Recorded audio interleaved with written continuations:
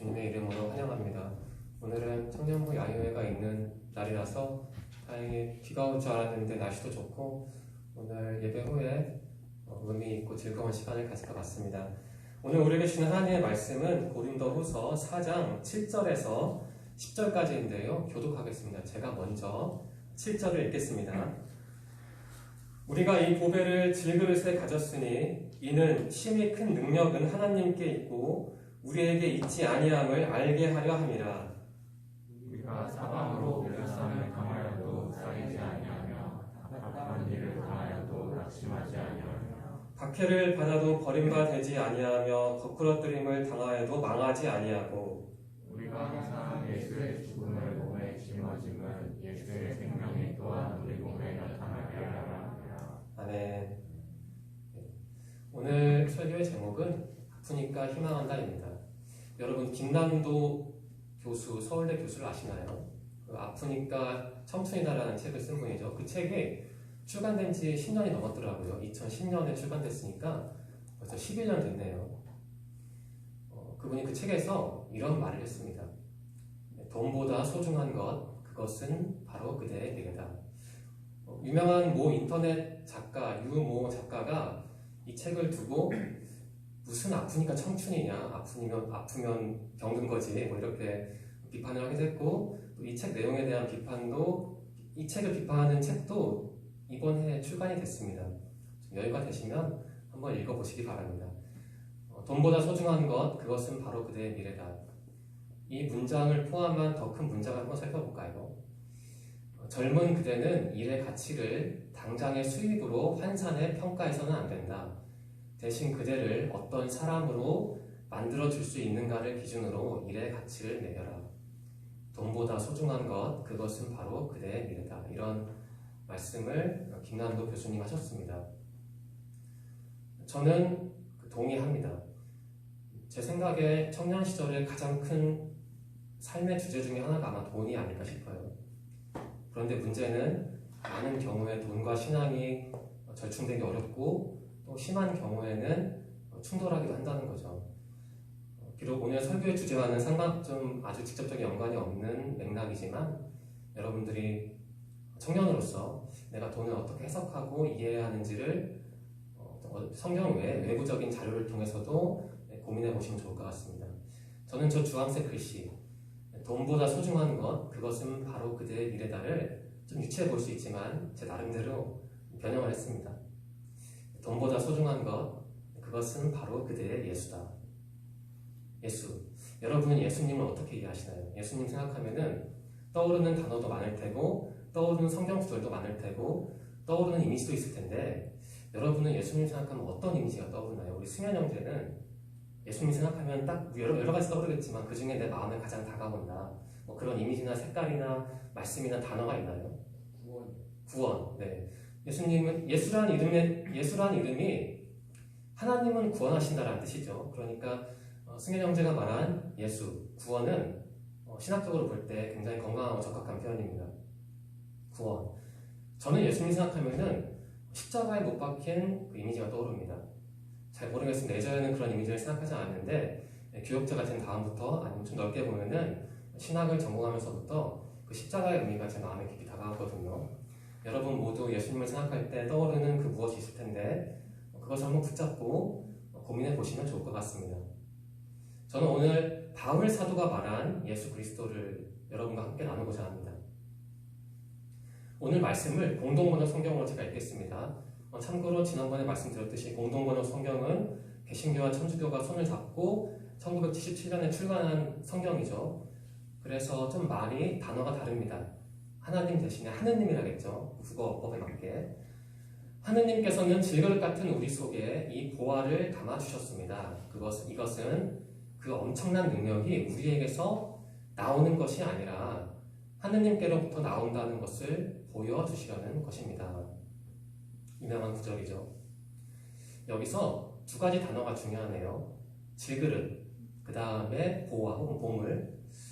질그릇에, 저 투박한 질그릇에 금 같은 보물이 담겼다. 이게 무슨 뜻일까? 간단히 살펴볼까요? 우리는 이 말씀에서 능력의 예수님을 읽어내면 좋습니다. 질그릇은 간단히 말하면 연약하고 유한하고 부족하고 때로는 눈물 흘리고 때로는 상처받고 때로는 소외된 그러한 우리 인간 존재를 대표하는 표현이죠. 보아는 사실 6절 말씀에 나온 예수 그리스도인데 그냥 농축을 하면 그냥 보아는 예수 그리스도입니다. 그러니까 우리 안에 예수 그리스도가 있다. 달리 표현하면 예수 그리스도는 우리와 함께 하신다라는 뜻입니다. 예수 그리스도는 보아고 우리는 질그릇이면 사실 질그릇과 보아는 그렇게 어울리는 조합은 아니거든요. 그래서 어떤 학자는 이렇게 막 표현을 하네요. 이 엄청난 모순은 하나님의 능력은 연약함 가운데서 온전케 된다는 것을 입증하는 데 기여하고 있다. 이게 무슨 말일까? 여러분 바울의 생애를 한번 생각해 보십시오. 바울은 참 어찌 보면은 안타까운 삶을 산 사람입니다. 우리 고린도서 12장에 이런 내용이 있죠. 바울이 자신의 육체의 가시를 말하면서 하나님께 그 가시를 좀 제거해 달라고 기도를 하지만 하나님은 거절하시고 이렇게 말씀하시죠. 12장 9절인데요. 내 은혜가 내게 족하도다. 이는 내 능력, 하나님의 능력이 약한 데서 온전하여지니라 하신지라. 어떤 자료를 보니까요. 바울은 그 안지를 알았다라고 주장하는 학자가 있습니다. 또 어떤 학자는 바울은 간지를 알았다라고 주장하기도 합니다. 또 어떤 학자는 바울을 두고 말하기를 바울은 공식적으로 미혼이었는데 좀 완곡하게 표현을 하면은 바울이 말한 가시는 그 남자의 외로움일 거다. 제가 좀 완곡하게 표현한 겁니다. 그 단어를 쓰기 좀 민망해서 그렇게 말하기도 합니다. 어쨌든 어느 뭐로 보나 바울은 굉장히 힘든 삶을 살았습니다. 몸만 힘들었냐? 그것도 아니죠. 하나님 일을 열심히 했지만 어떤 일을 당했나요? 매도 맞고 폭행당하고 감옥에 갇히고 못 먹고 못 자고 도망다니고 살려고 비굴하게 처신하고 참 어려운 일 많이 당했죠. 그런데 오히려 하나님은 그러한 바울을 통해서 큰 일을 하셨잖아요. 이 엄청난 모순은 하나님의 능력은 연약한 가운데서, 그러니까 어찌 보면 좀 논리적으로 보면은 이해하기 어렵지만은 우리가 부족하고 약하기 때문에 하나님의 크신 능력을 더 빠르게, 더 자주, 더 쉽게 체험할 수 있지 않은가라는 생각이 들기도 해요. 우리에게 적용해 볼까요? 물론 바울이 한 얘기는 바울이 살던 당시의 배경이라든지 바울의 상황이라든지 바울의 어떤 신학적 토대를 고려해야 하지만 적용할 수 있죠, 충분히. 저는 이렇게 정리하고 싶습니다. 바울처럼 자신의 아픔을, 즉 자신의 연약함과 비루함을 깊이 아는 자일수록 겸손한 마음으로 하나님의 무한하심을 인정하게 된다. 인간을 어떻게 정의하느냐, 여러 가지 방식이 있을 텐데 언어로 정의할 수 있고 기억으로 어떤 철학자의 말처럼 기억으로도 인간을 정의할 수 있을 텐데, 저는 요즘 드는 생각이, 제 주제이기도 한데 생각에, 인간은 누구나 다 아픔을 가지고 있는 것 같아요. 그게 몸의 아픔이든 과거의 아픔이든 인간 관계에서 기인하는 아픔이든 혹은 경제력에서 기인하는 아픔이든 간에 누구나 아픔이 있는데, 중요한 건 당신에게 아픔이 있냐 없냐는 아닌 것 같아요. 왜냐하면 다 아픔이 있으니까. 그럼 당신에게 아픔이 몇 가지가 있냐, 그런 것도 사실 중요하지 않은 질문인 것 같아요. 한 가지라고 해서 아픔이 덜하고 세 가지라고 해서 더 아픔이 강한 건 아니잖아요. 중요한 건 아픔이 있는 것인데, 나에게 주어진 내 의지와 상관없이 내 몸에 기입된 혹은 내 마음에 각인된 그 아픔을 어떻게 해석하고 어떻게 이해해서 해소할 것인가, 이게 참 중요한 것 같거든요. 물론 제가 이 짧은 구절을 통해 여러분들에게 답을 제시할 수는 없을 것 같습니다. 여러분들이 이 말씀을 통해 과연 나의 아픔을, 종류가 많이 있을 텐데 어떻게 이해하는가, 내가 나의 아픔을 하나님과의 관계에서 과연 어떻게 해석하고 극복할 수 있을 것인가, 이 고민을 한다면은 바울 사도가 한 말이, 그리고 바울의 신학이 조금 더 나에게 깊이 다가올 수 있지 않을까라는 생각이 듭니다. 예수님의 12제자, 유다는 제외할까요? 11제자. 어찌 보면 부족한 사람들이었지만 저는 곰곰이 생각하는데 참 놀라운 것 같아요. 예수님을 알던 사람들이 참 많았을 텐데, 예수님께 혜택을 받은 사람들이 참 많았을 텐데, 예수님의 능력을 보고 감동한 사람들이 참 많았을 텐데, 왜 그 중에 11명이 선택이 돼서 그렇게 역사에 기록되었을까? 예수님의 제자들은 아마도 그 자신의 연약함과 부족함을 깊이 고백했던 것 같아요. 물론 그 한계 앞에서 눈물을 흘리고 힘들어 했겠지만 무엇보다 그분들은 그 상처를 통해서 아픔을 통해서 하나님을 깊이 만난 것 같아요. 그래서 우리가 그 11명을 기억하고 기념하는 게 아닌가, 그리고 그 11명을 본받기 위해서 노력하는 게 아닌가라는 생각이 듭니다. 8절에서 9절은 현대인의 성경으로 읽겠습니다. 제가 읽겠습니다. 우리가 모든 일에 괴로움을 당해도 꺾이지 않으며 난처한 일을 당해도 실망하지 않고 핍박을 받아도 버림을 당하지 않으며 맞아서 쓰러져도 죽지 않습니다. 평이한 표현이지만 좀 원어로 한번 볼까요? 개역개정 성경은 우겨싸움을 당하다라는 표현인데, 이것은 원어적으로 보면 포도즙을 짜는 상황을, 그 이미지를 떠올리시면 됩니다. 포도즙을 짜기 위해서 그 앞찾기로 포도를 꽉 누르는 그러한 이미지를 생각하시면 되거든요. 굉장히 답답하고 좀 심하게 표현하면 죽을 맛인 거죠. 바울의 상황이 그렇다는 겁니다. 두 번째, 답답한 일을 당하다는 어리둥절해지다, 혼란해지다, 불확실해지다라는 뜻입니다. 그러니까 앞에 표현과 비슷한데 빠져나갈 곳이 전혀 없다. 이건 다 막혀서 내 힘을 어쩔 수 없다. 이러한 상황입니다. 박해를 받다는, 이건 정말 심한 표현인데 사냥을 당하는 이미지를 생각하면 됩니다. 내가 사냥감이 되어서 내 적들이, 다수의 적들이 나를 추적해서 죽이려고 하는 그런 상황을 떠올리면 됩니다. 마지막, 거꾸로 팀을 당하다는 갑자기 습격을 당한 거죠. 기습당한 거죠. 그러니까 당시 바울의 상황이 굉장히 안 좋았습니다. 바울은 몸도 아프고 마음도 아팠는데 그 사람이 처한 상황도 절대 녹록하지 않았습니다. 그 상황을 저렇게 표현한 겁니다. 그런데 괴로움을 당해도 꺾이지 않으며 난처한 일을 당해도 실망하지 않고 핍박을 받는데 버림받지는 않았으며 맞아서 쓰러졌는데 죽지는 않았다고 말을 하네요. 여기서 우리는 구원하시는 예수님을 읽어낼 수 있을 것 같습니다. 이런 말을 하고 있네요. 어떤 신학자는 바울은 체험의 언어를 말하고 있다. 자신이 체험한 바를 말한다는 거죠. 그것은 그 자신의 무능력에 대한 체험이자 모든 상황을 변화시키는 하나님의 초월적인 능력에 대한 체험이다. 그러니까 하나님, 여기서 저는 그 모든 상황을 변화시키는 이라는 문구가 참 마음에 듭니다. 여러분, 예수님은 여러분에게 어떤 분인가요? 물론 저에게 예수님은 구원하시는 분, 이런 의미도 있지만, 솔직히 인간적인 측면에서 말씀드리면 저에게 예수님은 저의 부족함을 채워주시는 분이에요. 더 심하게 말씀드리면 저의 문제를 해결해 주시는 분이 예수님이기도 합니다. 좀 고급스럽게 말하면 우리 승현 형제의 말처럼 예수님은 저를 구원해 주시는 분이죠. 그게 제 믿음이고 제 신앙이고 제 신앙에서 가장 중요한 부분이기도 합니다. 적용을 해볼까요? 바울이 보여주듯이 신앙인의 아픔은 의미 없는 고난 그 자체로 끝나는 것이 아니라 하나님의 놀라운 역사를 체험할 수 있는 기회로 작용한다. 여러분, 어떠한 아픔을 가지고 있습니까? 여러분, 왜 그 아픔이 여러분에게 다가왔다고 생각하십니까? 내 힘으로 어쩔 수 없는 아픔이 있는데, 물론 내 책임은 아니지만 문제는 내가 그것을 안고 살아가야 한다는 거죠. 저에게도 그런 아픔이 있습니다. 그래서 저는 이 말씀이 참 깊이 다가오는 것 같아요. 맞아도 쓰러지지 않는다. 고난을 당해도 난처하지 않는다. 저에게는 절대 식상한 표현이 아닙니다. 여러분들에게는 이 말씀 8절과 9절이 어떻게 다가옵니까? 물론 제가 이 자리에서 모든 아픔이 정당하다, 하나님은 모든 아픔을 복으로 바꿔주신다, 이런 말씀을 드린 것은 결단코 아닙니다. 예를 들면, 물론 좀 오래된 사건이긴 한데 세월호 같은 아픔을 겪은 분들에게 가서 이런 말씀을 느닷없이 드리면 안 되겠죠.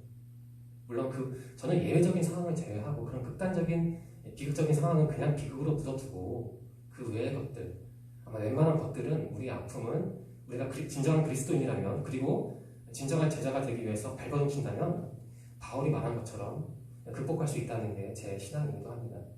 여러분의 마음은, 신앙은 어떤지 궁금하네요. 앞에서 말씀드린 것처럼 저에게 예수님은 저의 리소스이기도 합니다.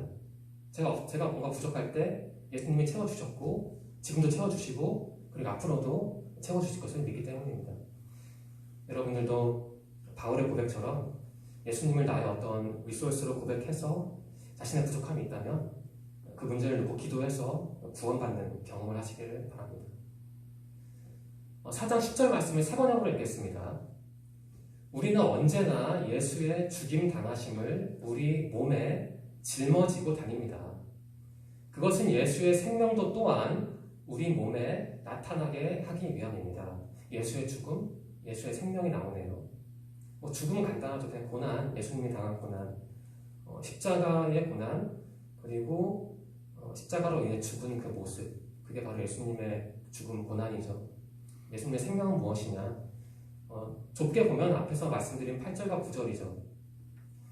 예수님의 생명, 그러니까 내가 죽을 것 같은 어려움이 있어도 예수님이 도와주시면 그 상황을 극복할 수 있는데 그게 바로 예수님의 생명이라고 봐도 됩니다. 더 넓게 보면 예수님의 생명은 부활하신 거죠. 죽은 다음에 살아나신 것. 저는 이렇게 정리하고 싶습니다.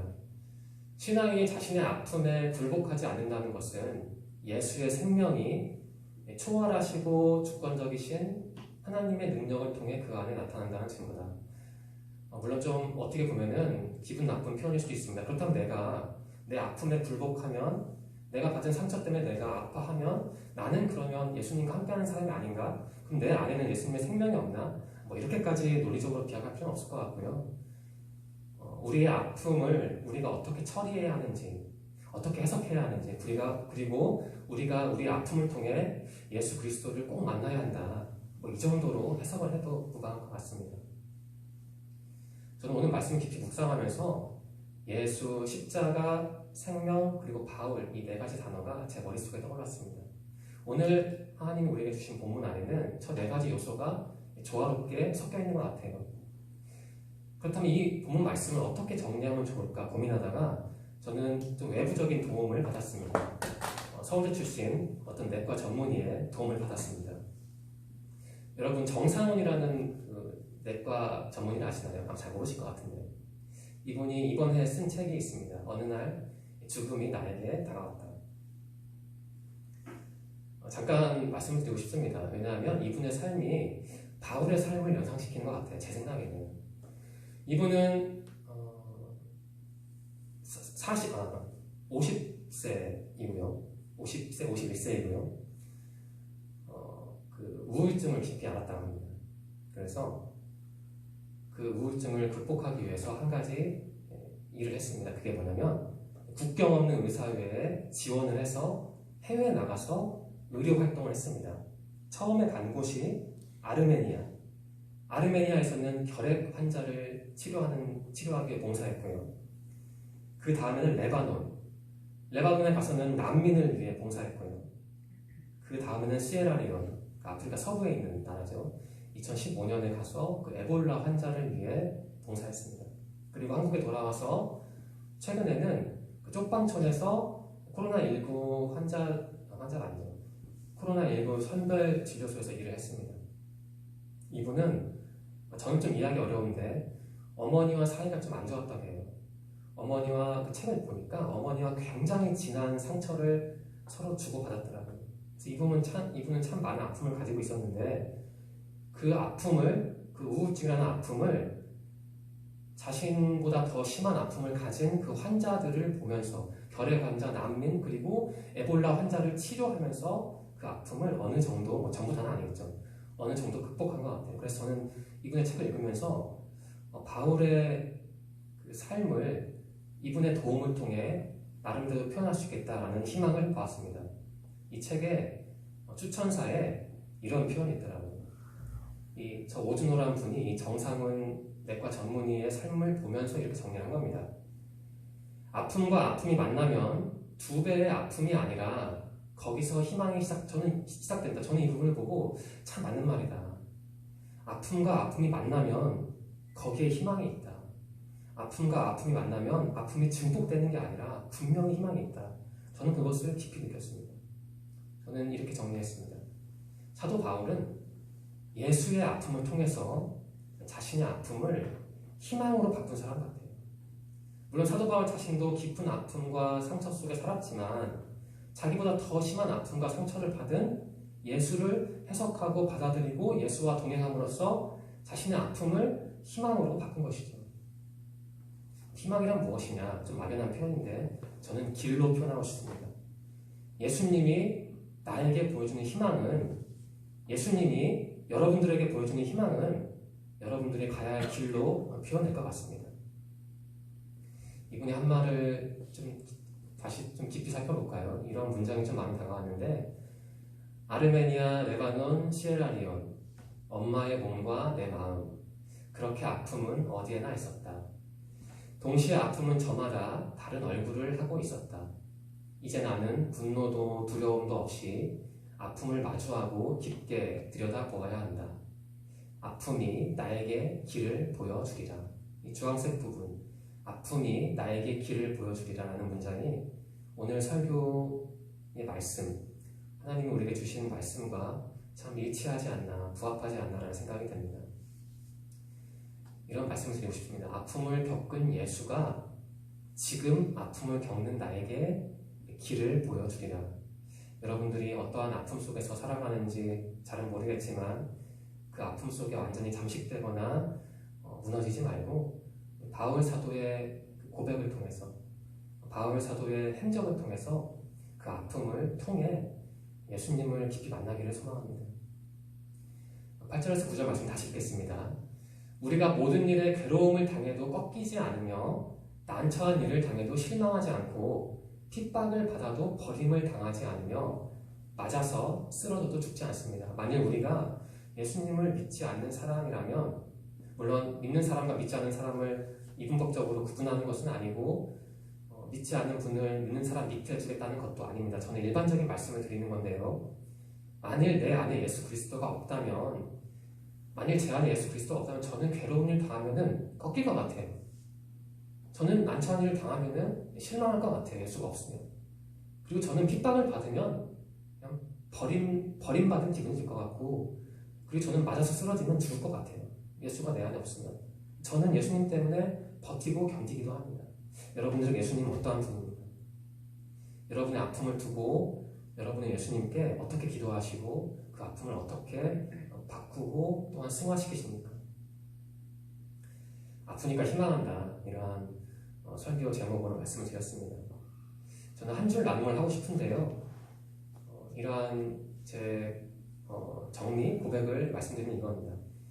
나의 아픔이 예수의 아픔과 만나면 비로소 거기서 희망의 길이 열린다. 여러분의 아픔이 있을 텐데 그 아픔을, 물론 때로는 상황이 그렇다면 상담도 받아야겠죠. 전문가의 도움도 받아야 할 테지만 그런 것도 하되 무엇보다 예수님의 아픔을 깊이 묵상하시고 나의 아픔을 예수님의 아픔과 접합시키셔서 거기서 희망의 길을 꼭 발견하시길 바랍니다. 우리 세 번역으로 스크린을 보고 4장 10절 말씀을 다 함께 읽어볼까요? 스크린을 보고요. 시작. 우리는 언제나 예수의 죽임 당하심을 우리 몸에 짊어지고 다닙니다. 그것은 예수의 생명도 또한 우리 몸에 나타나게 하기 위함입니다. 그러니까 우리 안에는 예수님의 죽음, 그 십자가가 있대요. 근데 그 십자가가 보통의 십자가이기만 한 게 아니라 그 생명의 십자가예요. 그러니까 우리에게는 생명의 예수님이 있는 거죠. 그러니까 우리가 부족할 때 예수님은 그 리소스를 통해서 우리의 부족함을 채워주시기도 하고, 또 우리가 아픔 때문에, 상처 때문에 발버둥치고 고민할 때 바로 그때 예수님이 우리가 더 함께 깊게 있는 것이죠. 이번 한 주 여러분이 물론 이 고린도후서를 다 읽어보면 좋지만 오늘 우리에게 주신 7, 8, 9, 10절을 다 읽어보면 좋지만 특별히 이 10절 말씀을 깊이 묵상하셔서 첫 번째, 나의 아픔은 무엇인가? 그리고 내가 그 아픔을 어떻게 처리하고 있나? 그리고 무엇보다 내가 그 아픔을 통해 예수 그리스도를 어떻게 만날 것인가? 이 고민을 깊이 해보셨으면 좋겠습니다. 그래서 이번 한 주 여러분들이 이 바울 사도의 이 순결한 고백을 통해서 여러분의 아픔을 통해서 하나님을, 예수님을 깊이 만나는 한 주가 되기를 간절히 소망합니다. 기도드리겠습니다. 하나님 감사합니다. 오늘도 저희에게 귀한 생명을 주시고 또한 예배 드릴 수 있는 시간과 공간을 허락해 주셔서 주님 전에 나와 찬양도 하고 기도도 하고 또한 주님을 만나게 하시니 감사합니다. 하나님, 오늘 우리는 바울 사도의 고백을 통해서 우리와 함께 하신 예수님, 우리의 아픔과 상처를 어루만져 주신 예수님을 보았습니다. 하나님, 우리는 부족한 인간이기 때문에 상처 없이 살 수 없습니다. 어떠한 아픔도 없이 진공 속에서 살아갈 수는 없습니다. 내가 의도하지 않은 아픔과 고통이 나를 타격합니다. 한 우리 청년들이 또한 청년으로 살아가면서 여러 아픔과 고민을 가지고 있을 텐데 그러한 아픔이 있을 때 그것 때문에 완전히 주저앉거나 무너지지 않고 오히려 그것 덕분에 주님을 더 깊이 만날 수 있도록 인도하여 주시옵소서. 또한 그들이 이루고 싶은 것, 또 소망하는 게 많을 텐데 그 모든 소원을 다 아시는 주님, 그들에게 필요할 때 때로는 좋은 사람도 좋은 자원도 허락하여 주셔서 그들이 고백하길 소망합니다. 하나님은 나의 부족함을 다 보시고 아시고 채워주시는 분이다. 이러한 고백을 삶 속에서 또한 많이 해서 그들의 삶의 조건이 더욱더 감사함에 근접하길 소망합니다. 이번 주도 인도하신 주님, 우리에게 돌아올 한 주도 함께 해주시고 우리의 몸과 마음과 영혼의 건강을 지켜주옵소서. 다음 주도 이 자리에 다 같이 모여 주님께 예배드릴 수 있도록 우리와 함께 하여 주옵소서. 인도하실 것을 믿으며 예수님의 이름으로 감사하며 기도드립니다. 아멘.